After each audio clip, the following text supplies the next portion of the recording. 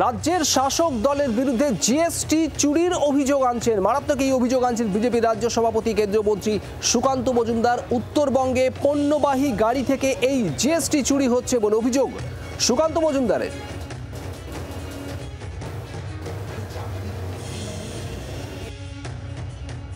কেন্দ্র সরকার ট্যাক্স চুরি আটকাতে জিএসটি চালু করেছিল।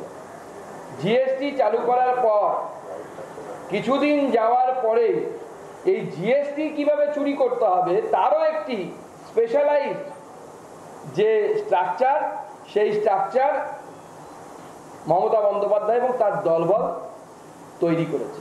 উত্তরবঙ্গ দিয়ে যতগুলো গাড়ি ঢোকে ফেক জিএসটি ভাউচার বানিয়ে এবং জিএসটি চুরি করে কেন্দ্র তথা রাজ্য সরকারের অর্থাৎ বাংলার সাধারণ মানুষের কোটি কোটি টাকা সেখানে লুট হচ্ছে। এর সাথে যুক্ত যে ব্যক্তি ধীরাজ ঘোষ, বিনয় বর্মন, এবং শুধু তাই নয়, গুটকা, কয়লা, সোনা, এরকম একাধিক জিনিসপত্র, এই সব জিনিসপত্রের উপরে যে ট্যাক্স বা জিএসটি, সেই জিএসটি চুরি হচ্ছে।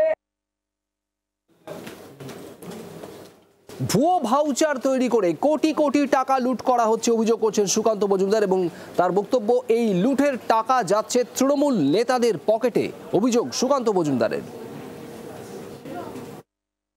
সাধারণত যারা চুরি করে তারা চুরির মাল অন্য জায়গায় পাচার করে, ভাইপো যেমন বিদেশে পাচার করেছে। তো এনারও শুধু পশ্চিমবঙ্গে, এটা পশ্চিমবঙ্গের বাইরে নেপালে, বিহারে, ঝাড়খণ্ডে আরো কত কোটি টাকার সম্পত্তি আছে আমাদের জানা নেই। রাজ্য সরকারের এবং কেন্দ্র সরকারের প্রতিদিন 100 কোটি টাকার মতো লস হচ্ছে প্রতিদিন। তাহলে যে বিগত 2-3 বছর ধরে এই চক্র চলছে, আপনারা হিসেব করুন যে রাজ্য সরকার এবং কেন্দ্র সরকারের অর্থাৎ পশ্চিমবঙ্গবাসী, ভারতবাসী প্রতিদিনের লস কতটা। এই পরিমাণের দুর্নীতি এতে চলছে। মাননীয় মুখ্যমন্ত্রী এর ভাগ পান কিনা তিনিই বলবেন। 25%, 75%-এর ফর্মুলা কালীঘাটে যায়, আমাদের কাছে খবর আছে। সেটা ভাইবোর কাছে যায় না পিসির কাছে যায়, তারা ঠিক করে বলবেন আগামী দিনে। কিন্তু চুরি হচ্ছে, এই চুরি বন্ধ হওয়া দরকার। এটা পশ্চিমবঙ্গের জনগণের সম্পদের চুরি, পশ্চিমবঙ্গের জনগণের সম্পত্তির চুরি। সুকান্ত মজুমদারের এই বক্তব্যের পাল্টা শাসক দলের তরফ থেকে কুণাল ঘোষ কি বলছেন শোনাবো। জিএসটি ব্যাপারটা তো কেন্দ্রীয় সরকারের, মূলত জিএসটির গোটা বিষয়টা কেন্দ্রীয় সরকারের। রাজ্যের তার মধ্যে যে অংশ কি আছে না আছে এগুলো সব অন্য, আমি ওর মধ্যে ঢুকছি না।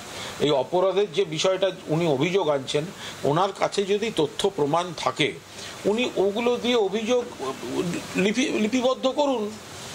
তো শুধু এইভাবে করলে চলবে? যদি ওনার কাছে কোনো তথ্য প্রমাণ কিছু থাকে উনি নিশ্চিতভাবে উনি অভিযোগ দায়ের করুন এবং সেই তদন্তে সহযোগিতা করুন, এগুলোকে থামাবার ব্যবস্থা করুন। কেউ তো বারণ করেনি ওনাকে। বাংলার আওয়াজ, বাঙালির আবেগ, জি 24 ঘন্টা।